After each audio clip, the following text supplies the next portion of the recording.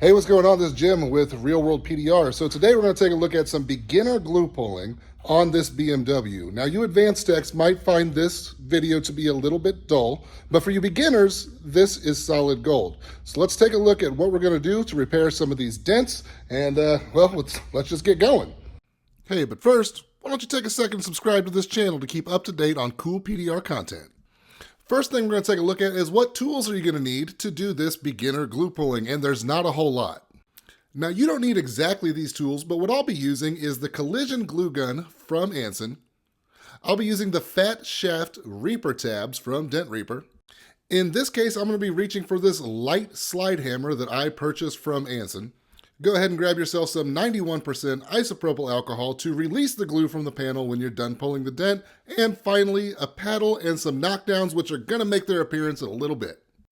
Also a clean rag, that's going to be helpful as well. So how I'm going to start this is I'm going to prep the panel, and I'm going to do that using this glass cleaner. By cleaning this off, we're going to remove any residue that's going to prevent our glue from sticking to this panel, and it's going to make it a little less frustrating to learn this glue pulling. Now we are going to pull 3 small dents on this quarter panel. The first one's going to be right about here, the second one right about here, and the last one is up here. Plus there's a bonus on the other side, but we'll worry about that later. So here is dent number 1. Now what you're looking for in this light is this separation between light and dark that runs through the center of that dent. The very first tutorials at realworldpdr.com will teach you exactly how to use that light. You can see zoomed in here where that light and dark meet, that's the center of our dent. And now that we know where the center is, we can start attacking this little guy. So as a general rule, especially with steel panels, what I try to do when picking a tab is find one that's almost exactly the size of the dent or as close as I can get to it, like this fat shaft Reaper tab that I have here. Fat shaft Reaper tab. That's tough to say. I'm using the Metal Medic Hero glue right now. Another favorite of mine this year while I've been doing hail has been the green slime glue from Carbon Tech. I didn't speed this video up at all, so this is the actual drying time that I gave this glue. Now you're going to see it holds pretty dang well. Good job, Ken from Metal Medic. So next step, I'm going to grab the head of that tab with my slide hammer and give a couple medium-ish sharp pulls. Now I'm not going to try to over pull this thing, because if I pull this and really yank the crap out of it, what's going to happen is I'm going to have a massive hump that I've got to now knock down. Worst case scenario, I'm going to stretch it. So you don't have to snap this tab off. I applied a little isopropyl, gave it another small pull, and it releases immediately. No big deal. So don't over pull these things whenever you're doing it.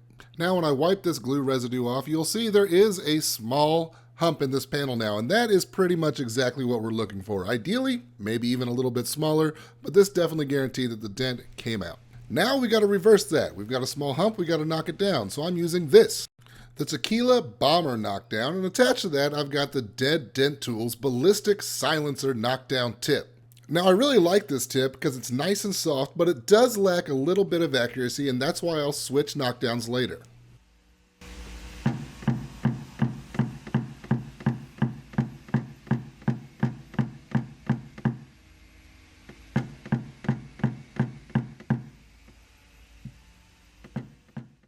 So using my paddle and my knockdown, I am targeting the high spots within what I just pulled.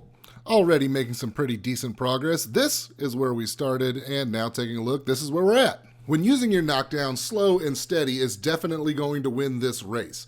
One thing I want to avoid is using my knockdown and paddle too hard and creating a bunch of little divots and splitting up that dent. So imagine sculpting that hump down, not necessarily slapping it down. Now it's pretty difficult to see in the video here, but there is still some minor lows within that. So in the spirit of giving you an accurate idea of what I go through to actually repair one of these, we're going to go ahead and watch me fine-tune this dent just a little bit more.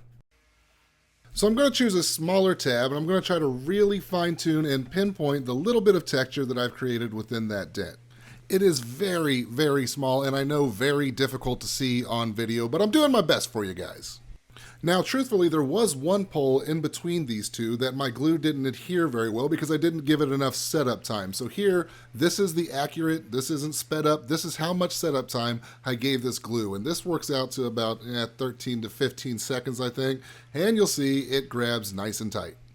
What you see me doing here is checking that glue. Once it stops being runny or sticky, then it's about time to start pulling on it. And we are most definitely there.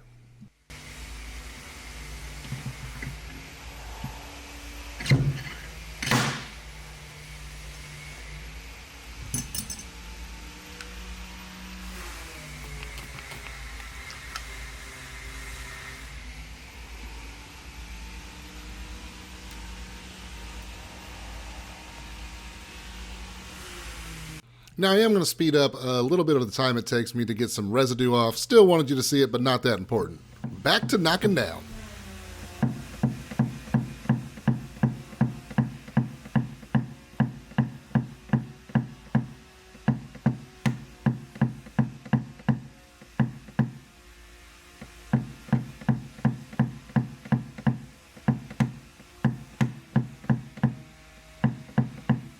Now about here is where I've decided that dead Dent Tools silencer ballistic tip wasn't giving me the accuracy I needed, so I switch over to the VIP version 1.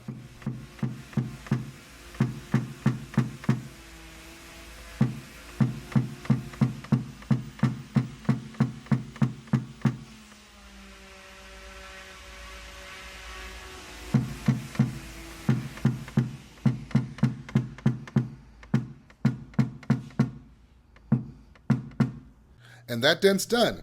Truth be told, this could be repaired much, much faster if I wasn't working around a camera trying to take my time and show off what I'm doing, but that gives you a general idea of what it's going to take whenever you're first starting out.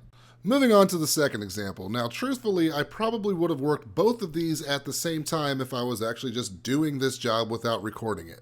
The location of this dent has changed, but the process is going to remain exactly the same. I told you if you're in more advanced tech, this might be a slow video, but for you beginners, this stuff is gold, so continue watching.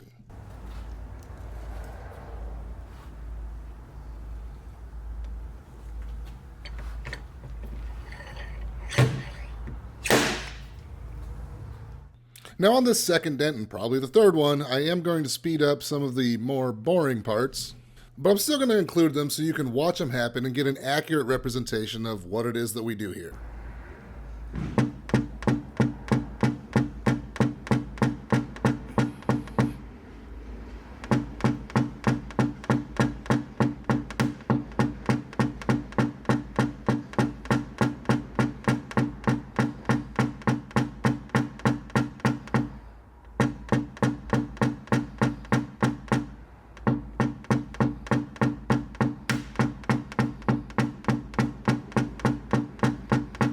Off camera here, I'm moving around, checking this from different angles to make sure I'm catching everything.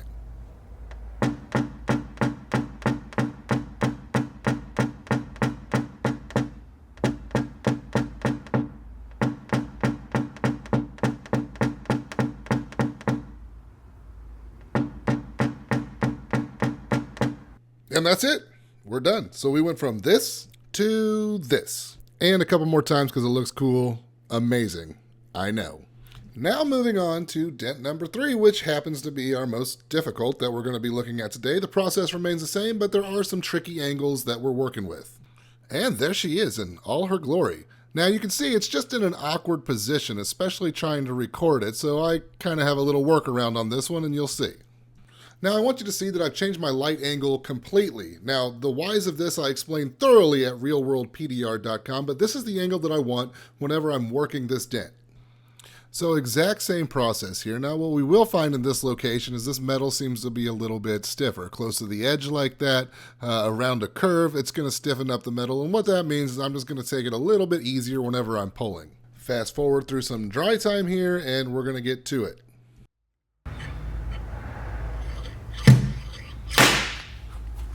Fast forward through some glue removal here, and you're going to see what we're left with. Very similar to the first ones. Not a lot has changed, just basically the angle. Truth be told, speaking of angles, I'd much rather be working this down, which I will here in a second, than up. Just my tripod wasn't tall enough to capture it on video. So I'm giving it a try here, but I do end up changing my position.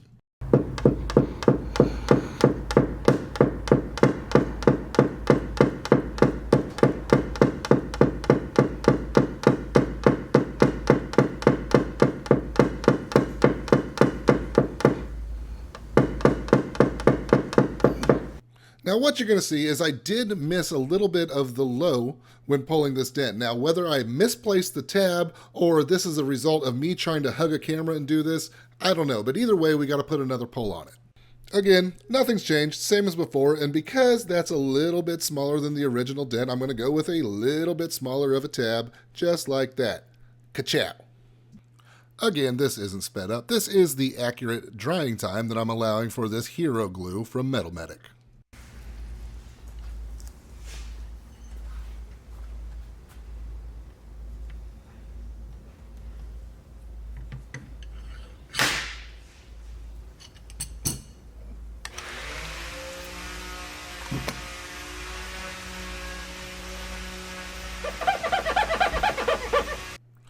Squeaky, squeaky.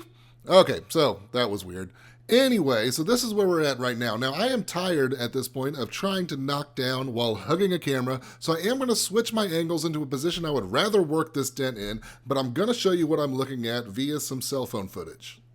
Okay, so here is my big bald ass, and this is the position I would much rather work this dent. Again, my tripod wasn't tall enough. I am going to fast forward some of this.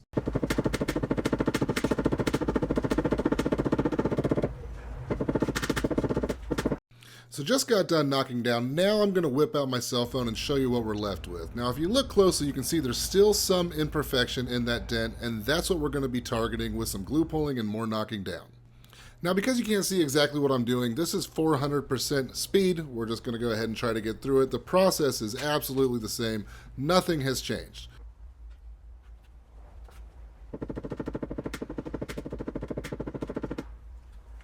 Now through the power of the iPhone, you can see, bam, we are done. So there you go. That was 3 examples of this beginner light hail glue pulling. Now time for a bonus dent. I'm going to show you what happens when everything goes exactly right, and it's rare, so celebrate with me. No audio here because I was having a conversation with my coworker, but I'm going to go ahead and fast forward to the ending of this because everything was perfect. Gonna go ahead and place my tab. By the way, 400% speed, so don't take the glue drying time as serious or anything. Give it a pull. Go ahead and throw my isopropyl on, wipe it off, big reveal, wait for it, gone. Didn't even have to knock that bad boy down. Anytime that happens, there should be a celebration in the shop and somebody should give you the crispest of high fives. If you want to learn more about PDR and you want to see over 200 tutorial videos, realworldpdr.com is the place you need to go. Real World PDR. Respect the crowns. Okay, last time. You got this, Jim. You are strong, you are handsome, and you are smart. You're like more strong and handsome than smart, but 2 out of 3 ain't bad. Hey, what's going on? This is Jim with Real...